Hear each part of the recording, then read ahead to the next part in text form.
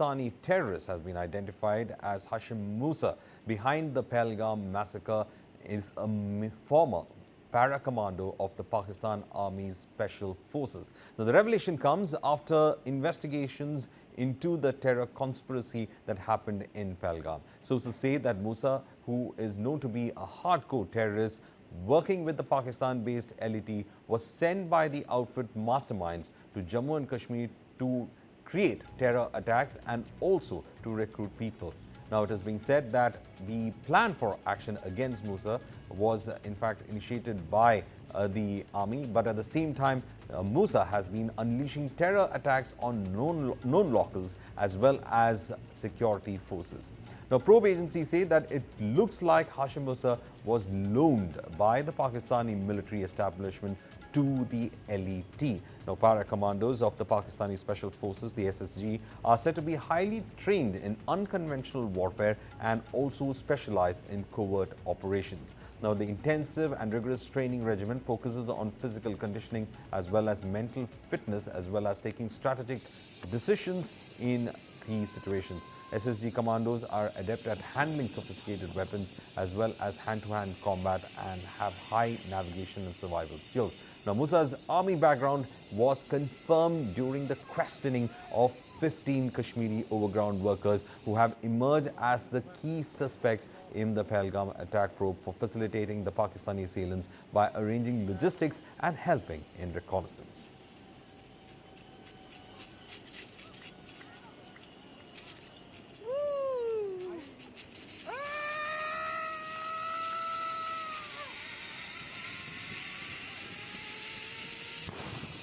Hashim Musa's Pak military background revealed by the overground workers. Musa was commanding, in fact, some of the LET's unit. Musa was behind the October 2024 attacks in Ganderbal as well as in Baramulla. Now, Musa has been identified as a para-commando from the SSG, and investigations have in fact opened surprising insights on the nexus between Pakistani military establishment and what is happening with the terrorist activities in Kashmir. Now, this particular aspect of Hashim Musa's association with the para-commandos comes after there is an intensive probe in which 15 overground workers of the LET were questioned, and they confirmed his role in the attack and also the army background. Meanwhile, we are joined in by Major General Dr. Rajan Kochar, retired strategic affairs and defense expert.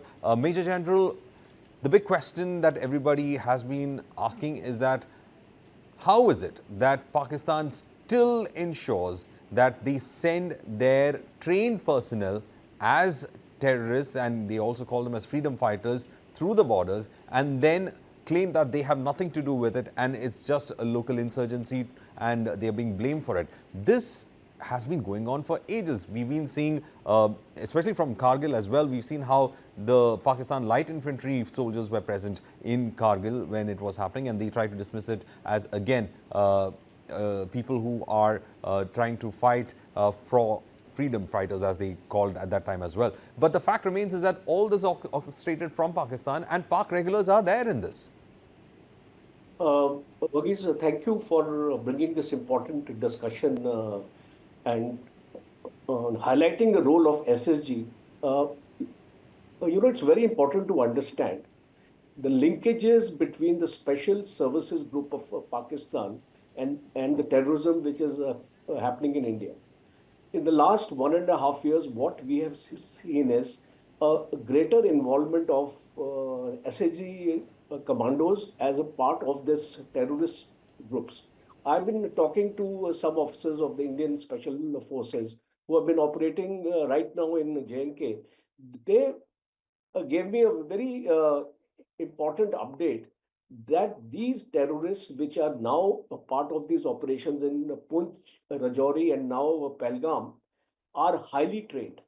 And very strong belief is there that they are part of the SSG. Even people who are serving in the Pakistan Special Forces are being assigned these missions now, and they are being trained by the SSG battalions in Pakistan.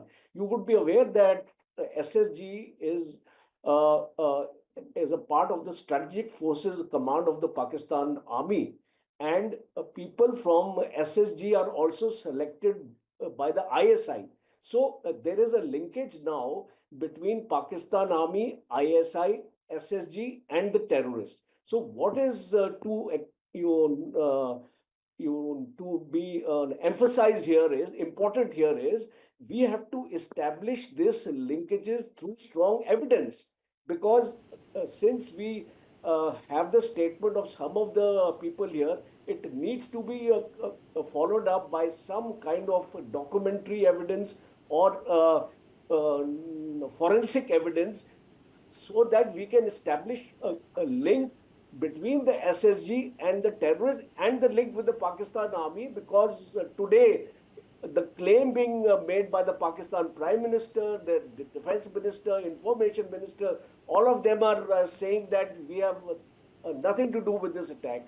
So this proves it, and we need to start working on this to establish a strong case to be presented to the world to put Pakistan in the FATF grey list. This diplomatic offensive should start from day one. That is from today itself. We need to highlight this narrative on Pakistan's involvement, because unfortunately we are very slow on narrative building. It's high time, and channels like yours would do a great job if we are able to highlight these linkages with the Pakistan army. It will prove our fears that the Pakistan army is actively involved in these operations. Well, also, Major General, as you were in fact saying that we would have to take that particular aspect of it, we are trying to in fact bring in as many linkages as possible that is there. But also concerning factor has been the kind of weaponry that is also being used. You know, we find that some abandoned weaponry from the Americans that was there in Afghanistan now, and also gifted to Pakistan in the way which they have in fact been giving to keep Afghanistan under control when they were there. So that weaponry also is falling into the hands of Pakistan. They're using it, they are giving to such para-commandos, and in turn falling into the hands of the terrorists. So the flow of sophisticated weaponry is also a concern, isn't it? Verghese, this arms market is a very strong today, as we see that anybody can go and buy these weapons. And these special forces, they don't use weapons which are used by their own army.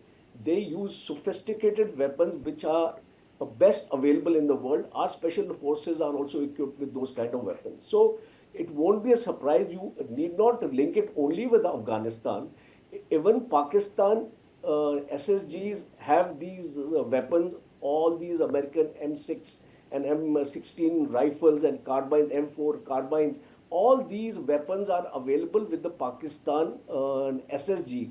If you Google it also, you will come to know that the type of weaponry which is available with the Pakistan SSG. And if these terrorists are being trained by the Pakistan SSG battalions and their handlers in Pakistan, they would have access to all these weapons.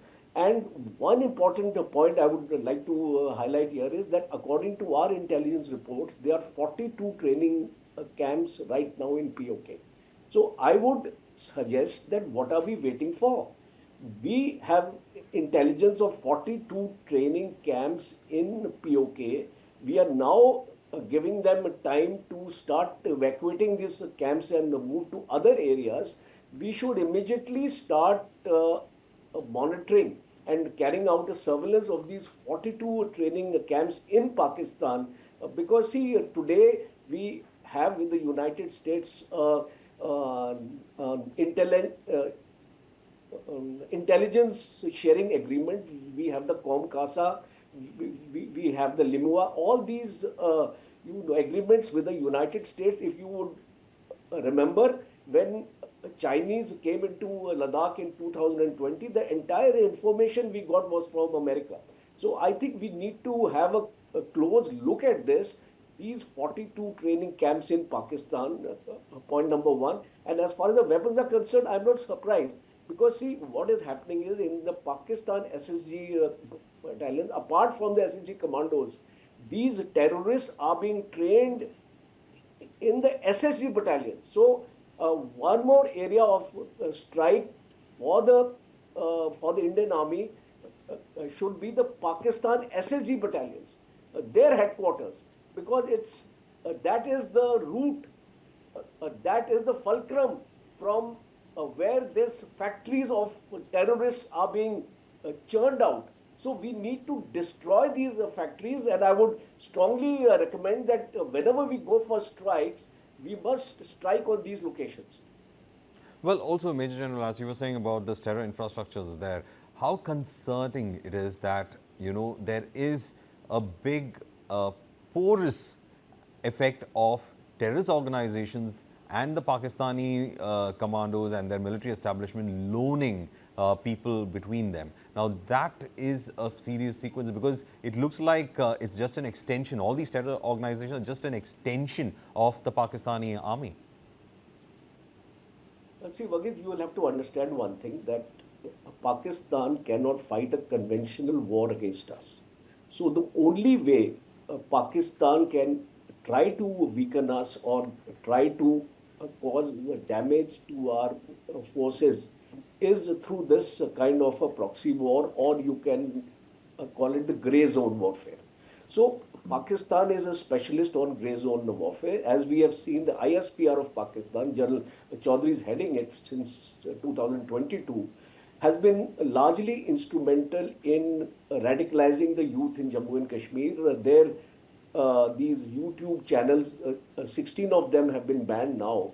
The way the ISPR actually works is it recruits these young YouTubers into their fold, train them, give them specific narratives, and they are unleashed. Since they are young, boys and girls, they are able to connect quite well with the youth of our people in Jammu and Kashmir, and that is why the indoctrination is taking place. So Pakistan Army is working on a two-fold strategy. One is grey zone warfare, as I actually mentioned, impacting the minds of the youth in Jammu and Kashmir, the radicalization part of it. And the second part is that through these terrorist groups, this border management is not that easy. On the line of control, there are gaps. There will be occasions when the infiltration will happen.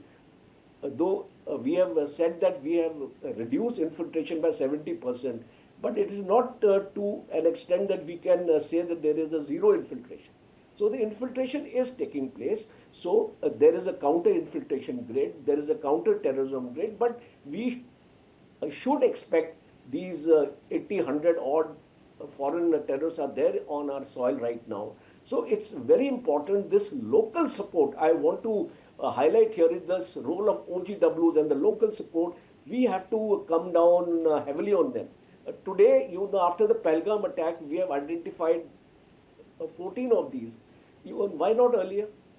These intelligence is available to us round the clock, round the time, 24/7. NTRO, an organization of ours, intelligence, forensic organization of ours, is working overtime to gather this kind of information. So we need that kind of a resolve now, that whenever we get an intel about any OGW, anybody, we must come down heavily on that, irrespective of the political fallout. You see, these political parties are objecting today, innocent people are being targeted. There is no innocent people involved. There is a specific intelligence available on the basis of which the forces have taken the action. So we need to understand that. I was on a number of TV channels yesterday with some political people, and they were harping on this point. I tried to tell them that it is on specific intelligence, and it is important because we don't want another incident like Pahalgam to take place. So I think these are the areas we need to work on.